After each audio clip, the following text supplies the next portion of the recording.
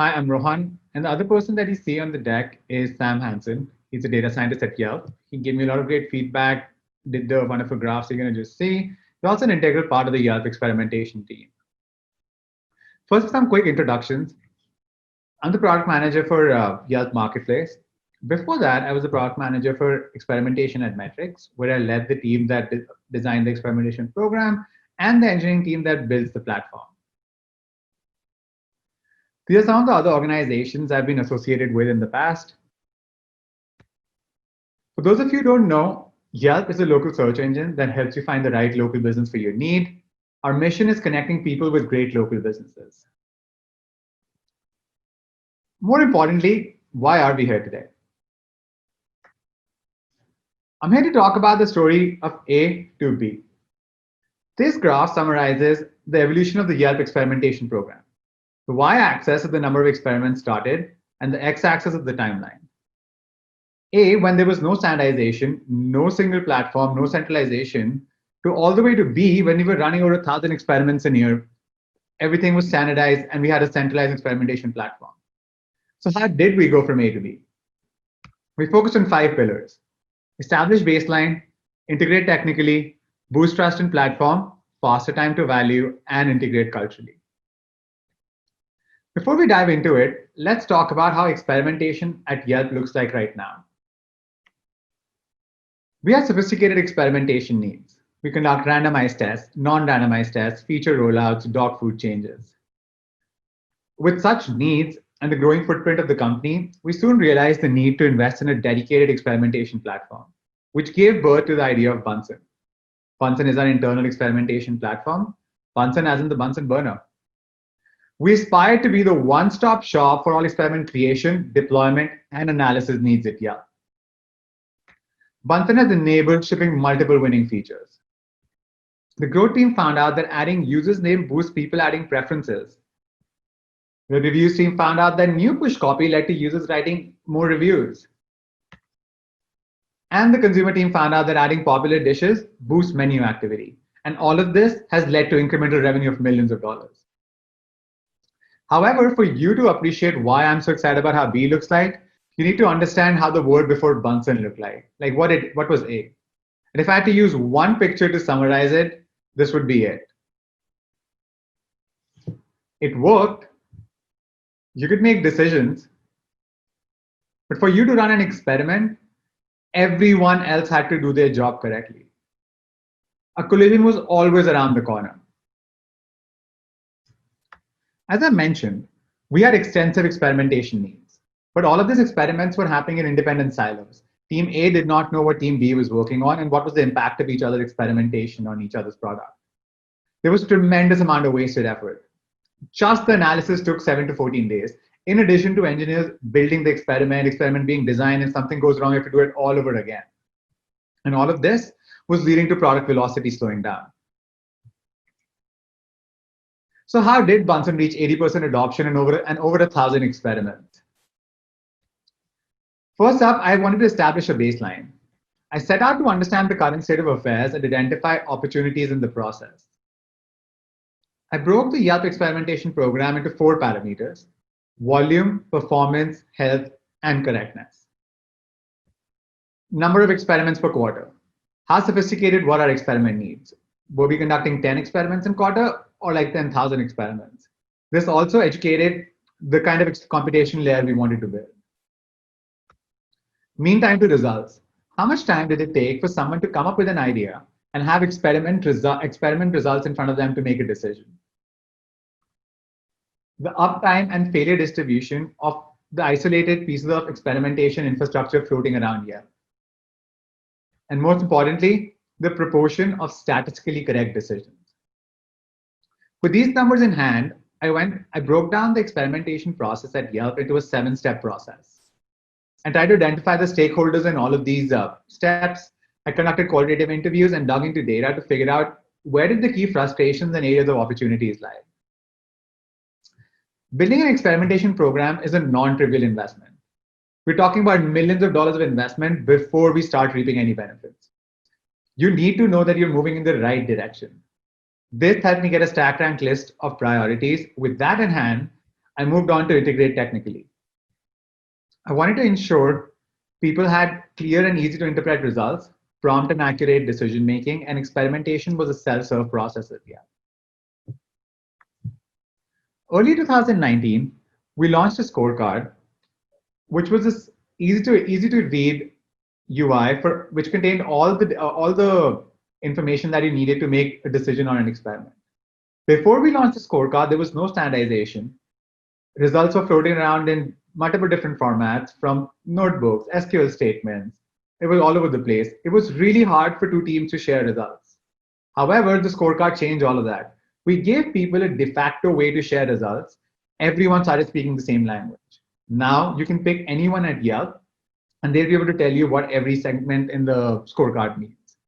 People saw value and we saw an uptick in adoption on the platform. One of the biggest problems with experimentation at Yelp has been either not having enough samples or enough power, or having way too many samples and leading to wastage of resources. To tackle that problem, we launched an automated power analysis tool. This tool helped people find out the exact sample size they needed. Nothing less, nothing more. You could make decisions in the most optimized amount of time. If you would try to stop an experiment before it had adequate power, it would prevent you from doing that. And it would also alert you when you were running the experiment unnecessarily. The automated power analysis helped move the correctness metric up significantly. Even though documentation seems like a solved problem in the industry, but once you try to scale a new platform or a new process to a 6,000 people company, all of this begins to crumble. We identified this early on and invested in a dedicated documentation tool, which acted as a self-serve guide for experimentation, help people understand what Bunsen is, and also understand how they could hook up Bunsen to their technology stack. It had a search layer on top that helped you find whatever you needed quickly and promptly. If it did not have what you needed, it would direct you towards other people who could. This helped reduce the number of questions the engineering team was getting by a lot. Next up, boosting trust. We built safeguards, cross-team intelligence, and increased transparency to do that. We launched Bunsen pre-checks. No experiment was allowed to go in front of the consumer or to production before it passed all the pre-checks, such as sample ratio mismatch or users not getting cohorted. All these checks were checks right before the experiment was started or in the early days of the experiment. Now, instead of continuously writing SQL statements or continuously looking at logs, you could sleep in peace at night. And if there was anything going wrong with your experiment, you would be automatically notified by Bunsen. This helped you find out if there was anything wrong with your design much before than you could in the pre-Bunsen era. Guardrail metrics. This has been one of the most impactful projects my team has worked on. Guardrail metrics are the most important metrics of the company that you can only damage by a certain threshold. I worked with the product leadership to define these metrics, and we ended up with 19 of them. Now, 19 guardrail metrics are computed for every single experiment over billions of events every single day. And if an experiment violates a guardrail metric, the experiment owner and the guardrail metric owner have to meet to discuss trade-offs. Guardrail metrics have helped us save millions of dollars in revenue by avoiding shipping losing features. Ads Experience found out that a new ad format damaged ad revenue. Search found out that a buggy infrastructure change was actually affecting the search experience, and this was only identified because it violated a guardrail metric. And local services found out that a new design actually decreased the projects being created, and none of these things shipped. In order to increase accountability and increase people's confidence, we launched Bunsen Health. Bunsen Health enabled our stakeholders to look inside Bunsen, to look inside all the components that made Bunsen possible. You could also sign up for automatic alerts and notifications. If Bunsen was in a degraded state or if Bunsen was just not working, you would automatically find out about it. This helped our stakeholders gain confidence on how robust Bunsen was. If you cannot provide people value in a reasonable amount of time, adoption is very, very hard. We focused on reducing the time to value, and we invested in that early on. The build, measure, learn cycle in the pre-Bunsen era took several days, manual analysis, building ad hoc experimentation infrastructure, writing all of these metrics. We took all of this and shrank it to under a day. Now, if anything was working or not working, you would find out about it daily. This was a significant upgrade from how things were happening before. You could ship things that were working much earlier. You could not ship things that were causing a negative effect and identify that earlier as well. Integrating culturally. This has by all means been the hardest thing I've had to do at Yelp. I want to educate to up level, standardize the process, and monitor decision accuracy. In early 2019, we launched an experimentation training program for product managers. In a couple of months, 95% of the PMs passed the experimentation training.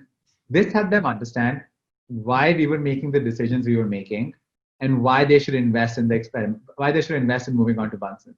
And we saw an uptick in adoption. Along with the training, we also launched the Bunsen Deputies program. This Deputies program was aimed at upleveling various employees in different parts of the company, upleveling their knowledge of statistics, experimentation, and Bunsen. It was a 3-week program conducted by data science and PMs. This not only helped us create a Bunsen fan club, but also helped us create data-driven product evangelists across Yelp. A large part of experimentation happens outside the tech that you build, over Gmail, over Slack, over Google Docs. And a lot of this is happening in an unstructured format. This was making it difficult for the data science team to provide feedback on experiment design. To tackle that problem, I created a PEP, a product enhancement proposal. It's a template to document your experiment design, which ensured that PMs added all the necessary information, had a checklist in mind while designing an experiment, and handed over all the information in a correct format to the data science to provide them feedback in a prompt manner. This idea became so popular that we expanded this to product design and UXR as well. Now, each product that is created at Yelp starts on a PEP. Monitor decision accuracy. This is my favorite slide. This is what every investment that we've made has led to this. I partnered with data science to conduct a meta-analysis in which we picked up a sample set of experiments and dug through every single one of those experiments to find out what percentage of those were statistically sound. In the first edition that we conducted in 2018, we found out that X% of those decisions were statistically correct. X wasn't a very flattering number. But what I am very, very proud of is that all the investments that we've made, we dug deep into those experiments that were failing, launched a bunch of new features, trained people, up-leveled people, and all of those investments have led to 118% improvement in number of statistically correct experiments in the next meta-analysis. In the Bunsen era, the likelihood of a decision being statistically correct at Yelp is 2 times than what it was in the pre-Bunsen world. So putting it all together, these have been my primary learnings, scaling and managing a platform for a 6,000 people company for millions of users. Adoption doesn't necessarily mean higher quality decision making. People will find a way to shoot themselves in the foot. More insights just means more questions. If you keep on giving people another layer of analysis, they will just keep on asking for more. This problem can be tackled by education. And most importantly, it is not about the tech. It's about teaching people how to use it. So if you want to scale a platform, an experimentation platform, focus on 5 pillars. Establish baseline, integrate technically, boost trust in platform, faster time to value, and integrate culturally. Feel free to reach out on LinkedIn if you have any questions.